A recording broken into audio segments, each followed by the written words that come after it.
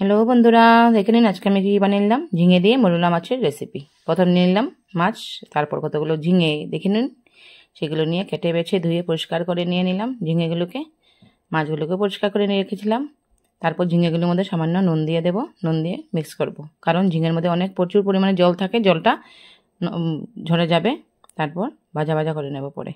তারপর দেখুন অনেকগুলো মাছ আছে, এখান থেকে কিছু মোরলা মাছ নিয়ে নিচ্ছি। দেখুন কতটুকু নিয়ে নিলাম। তারপর নেওয়ার পর ঝিঙেও নিয়ে নিয়েছি, ঝিঙেগুলোকে লবণ ছাড়িয়ে নিলাম। তারপর কী নিয়েছি দেখুন, পেঁয়াজ কুচি, পেঁয়াজ বাটা, আদা বাটা, কাঁচা লঙ্কা বাটা, সেগুলো সব ছোট মাছের মধ্যে দিয়ে দেব, মোরলা মাছের মধ্যে। আমাদের এখানে মোরলা মাছ বলে, কেউ কেউ আঞ্চলিক ভাষায় মোকা মাছও বলে।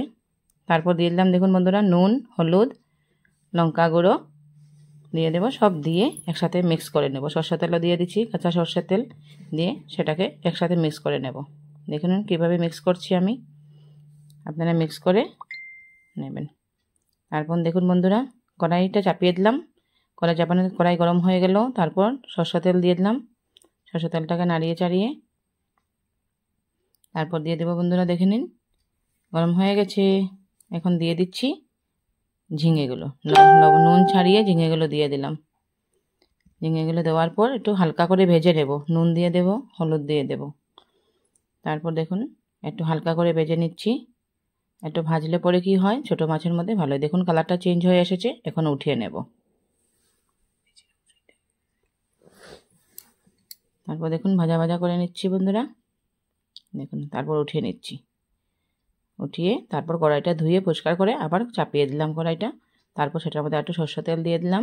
সরষের তেল দিয়ে ভালো করে চারিদিক লাগিয়ে নিলাম, যাতে করে মাছগুলো না লাগে কড়াইয়ের মধ্যে।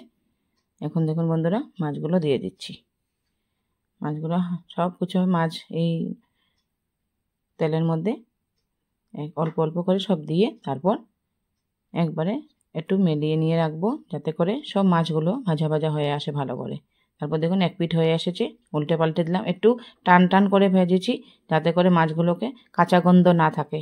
আপনারা আপনাদের পছন্দ মতো ভাজবেন বন্ধুরা, যাতে আমি একটু টান টান করে একটু লাল করে ভেজেছি।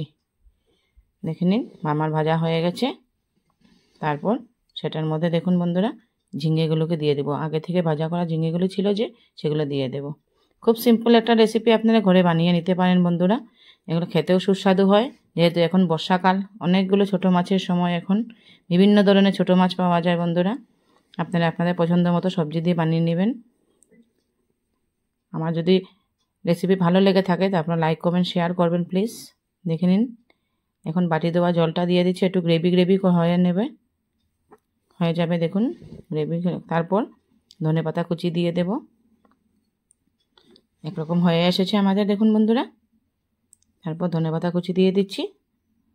আমাদের রান্না কমপ্লিট, এখন নামিয়ে নেব। আপনারা ঘরে বানিয়ে খাবেন বন্ধুরা।